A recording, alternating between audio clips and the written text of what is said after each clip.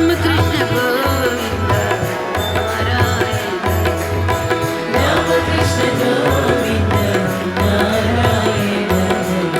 अपने अतीत की ओर देखकर हम खुद को जरा परखें। मेरा जीवन सिर्फ मेरे लिए नहीं होना चाहिए। क्या मैं प्रतिदिन दूसरों के लिए कुछ थोड़ा सा भी, लेश मात्र भी निस्वार्थ कार्य कर रहा हूँ?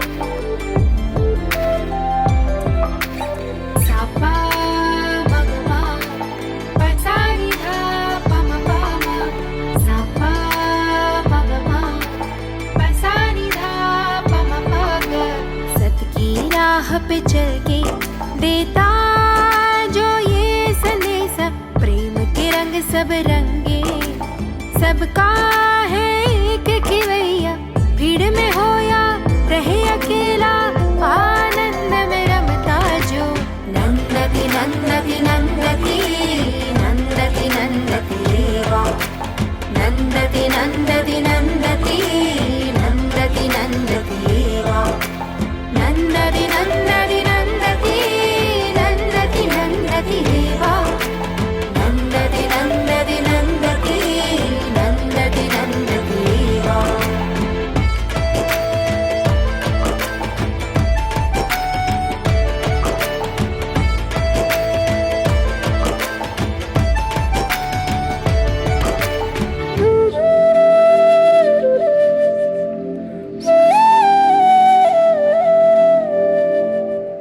कबीर जी ने कहा है, सही हेतु है तासु का, जाको हरि से टेक। जगत के जंजाल में फंसे हम लोगों को भजन के लिए ही समय नहीं मिलता और पर निंदा में पूरा जीवन निकल जाता है, पता भी नहीं चलता। मन के खेल निराले, जो विचार भाग गया उसी को आगे आगे और आगे बुनता चला जाता है। अगर हम इसे प्यार से बहला फुसला कर याद दिलाएं कि ऐ मन, याद कर जब गर्भ में लटका हुआ तू वादा करके आया था ईश्वर से कि बस मुझे यहां से मुक्त कर, फिर मैं सदा तेरा नाम ही भजूंगा, तो कभी न कभी ये मान ही जाएगा। दिल तो बच्चा है जी, इसे हमेशा कोसते रहें या दूसरों के सामने इसकी निंदा करते रहें तो ये उस अड़ियल बच्चे जैसा हो जाएगा जो हमेशा मेहमानों के सामने अपनी निंदा सुनकर और ढीठ हो जाता है। थोड़ा धीरज, थोड़ा विश्वास और ढेर सारी सावधानी, ये नुस्खा है मन को साधन भजन में लगाने का।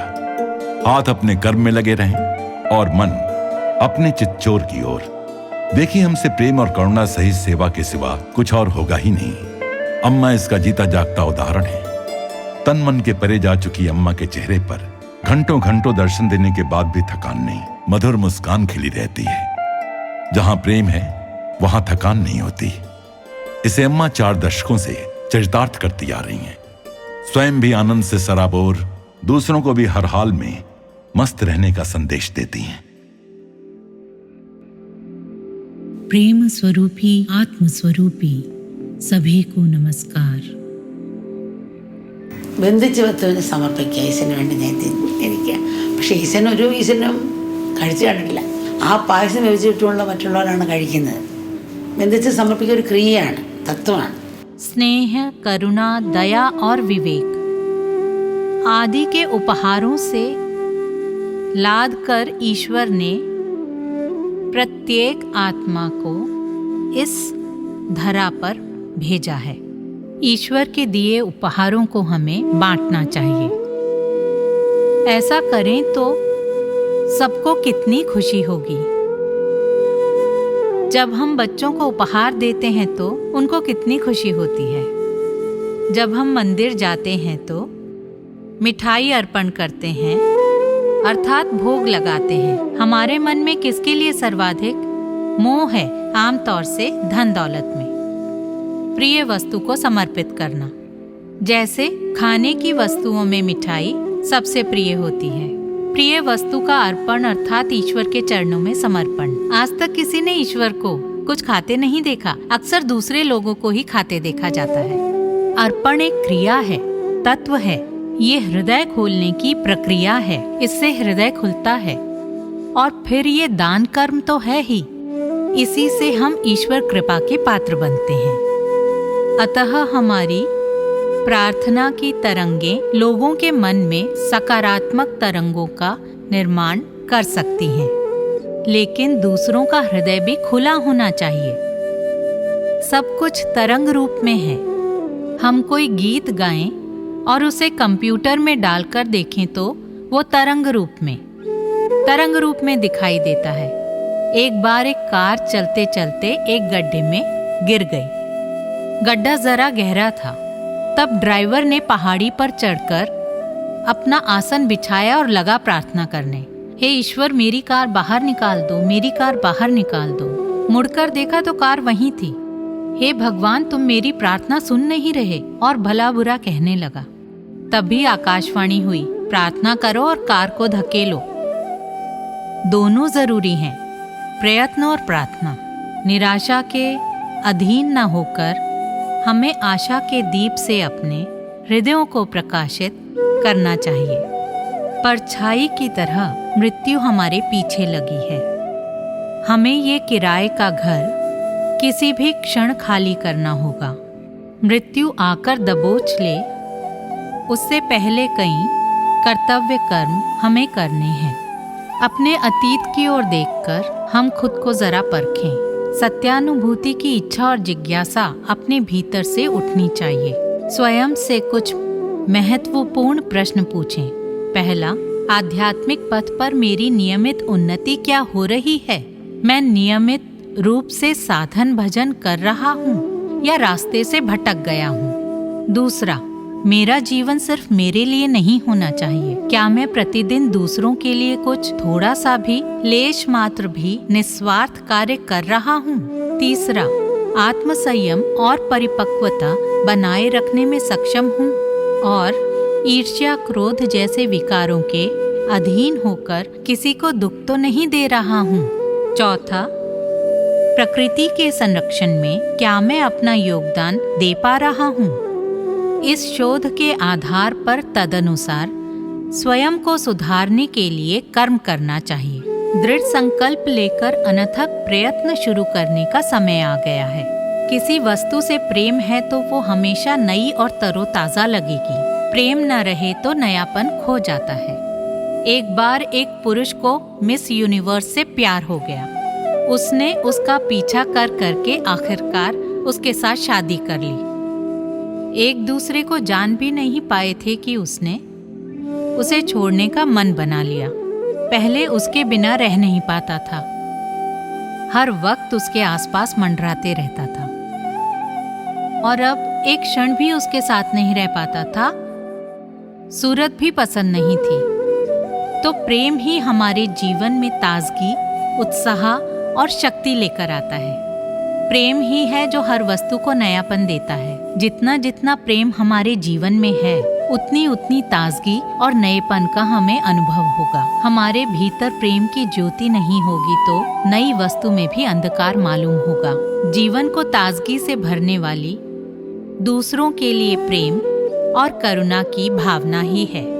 दूसरों से सम्मान और प्रशंसा की राह देखे बिना हमसे जो बन पड़े करना चाहिए। आज हम बहुत व्यस्त हैं, दूसरों के लिए हमारे पास समय नहीं है, इसीलिए हम अलग थलग महसूस करते हैं। हमें प्रतिदिन दूसरों के लिए कुछ अच्छा करने हेतु थोड़ा समय निकालना चाहिए। स्नेह और कारुण्य भरे हमारे छोटे छोटे कर्म विश्व में आनंद ला सकते हैं। शाश्वत कुछ भी नहीं है, लेकिन जब तक हम इस धरा पर हैं, हमें अपने कर्मों को यथासंभव सुंदर बनाने का प्रयत्न करना चाहिए। हमारा जीवन लॉज जैसा होना चाहिए। लॉज में कदम रखते ही हमें मालूम होता है कि किस दिन जाना है। हम लॉज में मजे से रहते हैं और छोड़ते समय भी संतुष्ट होते हैं। हमारा शरीर भी लॉज जैसा है। हम इसमें खुशी से रहें, रोते बिलखते नहीं, मानो संकल्प लेकर आए हों कि हमें यहाँ सदा नहीं रहना। पिकनिक पर जाने वाला अपने घर को कभी भूलता नहीं, वो घर को भूल नहीं जाता। वो पिकनिक पर निकला है और फिर घर लौट जाना है, ये बोध सदैव रहता है। हम जो भी कर्म करें, हमारा परम लक्ष्य परमात्म बोध होना चाहिए।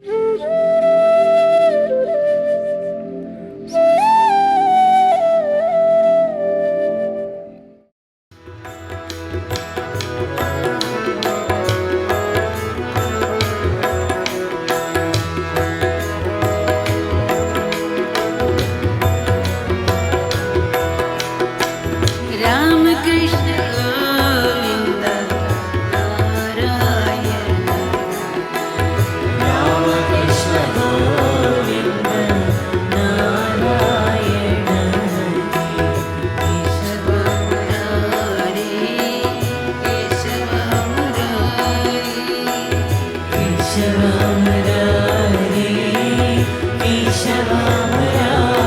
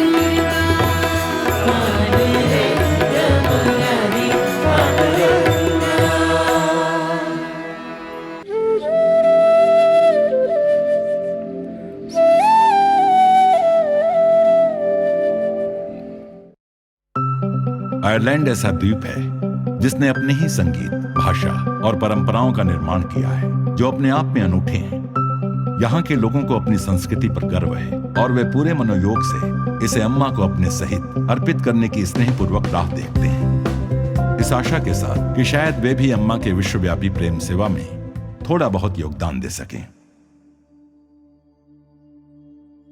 अम्मा हॉल में या कहें कि उनके जीवन में फिर एक बार प्रवेश करती हैं तो डबलिन के भक्त आदर भाव से ठगे से खड़े रह जाते हैं, क्योंकि आज उनकी मां 1 वर्ष के लंबे अंतराल के बाद फिर उनके देश में लौट कर आई हैं।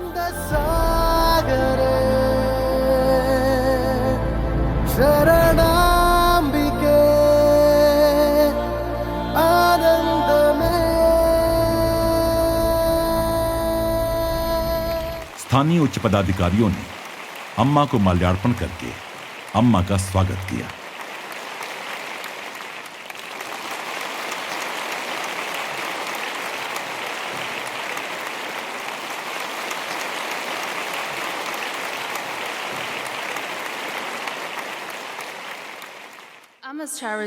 डिप्टी मेयर जेनेस्के ने अपने अभिभाषण में कहा, अम्मा का धर्मार्थ संगठन एम्ब्रेसिंग द वर्ल्ड सचमुच बहुत प्रेरणादायक है, ऐसा जिसका समावेश हम सब अपने जीवन में करना चाहेंगे। काउंसलर कोमेक डिवलिन ने कहा, मेरा सौभाग्य है कि आज मैं यहाँ हूँ। मैं अम्मा और एम्ब्रेसिंग द वर्ल्ड द्वारा समाज के कमजोर वृद्ध वर्ग के लिए किए जा रहे कार्य से अति प्रभावित हुआ हूँ और मेरे विचार से दुनिया में कोई राजनेता ऐसा नहीं होगा जिसे अम्मा के देने के भाव से अपने आसपास के इलाके या देश के लिए कुछ ऐसा करने की प्रेरणा नहीं मिलती होगी।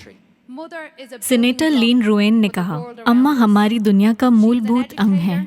वो एक गुरु, रक्षक हैं और करुणा की शिक्षा देने वाली हैं। मैं मानती हूँ कि गरीबी हटाने का कार्य महिलाओं से शुरू होता है। गरीबी के अंत का आरंभ माताओं से होता है। अतः समाज की इतनी समर्पित उत्साही मातृसत्ता को मेरा धन्यवाद। अम्मा का आगमन भक्तों के दिलों में केवल आध्यात्मिकता का ही नहीं बल्कि उन्हें धरती माता के प्रति प्रेम और उसका रखरखाव के लिए प्रेरित करना भी था। अतः उन्होंने नए वृक्षारोपण के साथ स्थानीय ग्रीन फ्रेंड्स कार्यक्रम की आधारशिला रखी, जिसके अंतर्गत मठ अब तक विश्व भर में 10 लाख से भी अधिक वृक्षारोपण कर चुका है।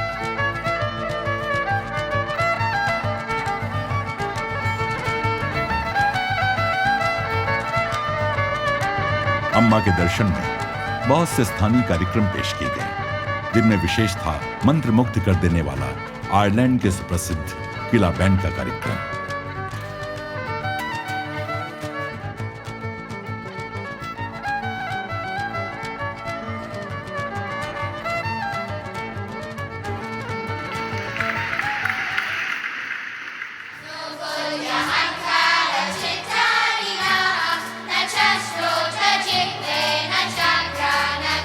आयरलैंड में कई स्कूलों में संस्कृत सिखाई जाती है, क्योंकि उनकी मान्यता है बच्चे इससे स्पष्ट और सटीक उच्चारण सीखते हैं और उनकी तार्किक सोच व स्मरण शक्ति बढ़ती है। यहाँ स्कूली बच्चों ने अम्मा के सामने निर्वाण षट्कम प्रस्तुत किया।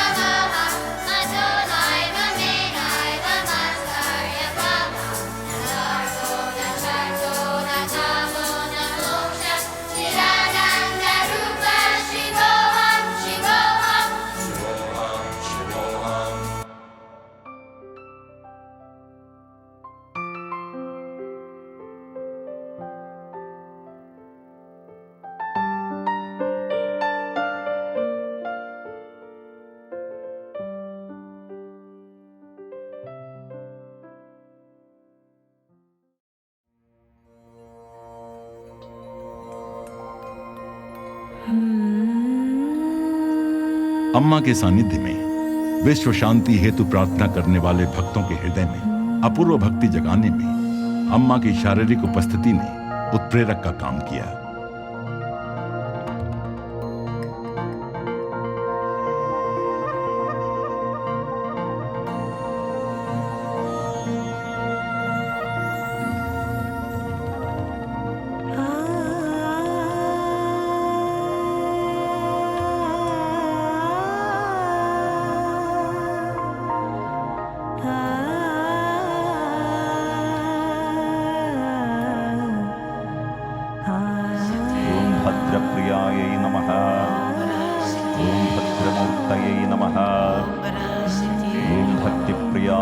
नमः। ॐ भक्तिगम्यायै नमः।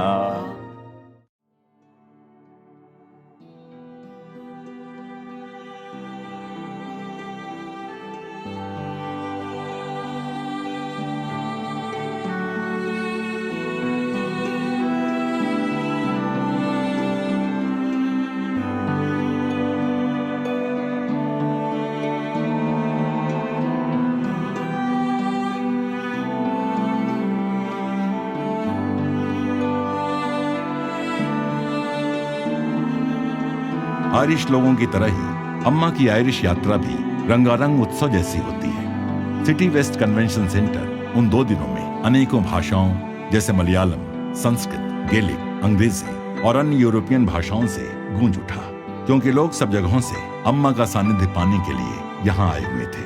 लेकिन इन सब भाषाएं बोलने वाले लोगों में एक भाषा सामान्य थी, प्रेम की भाषा।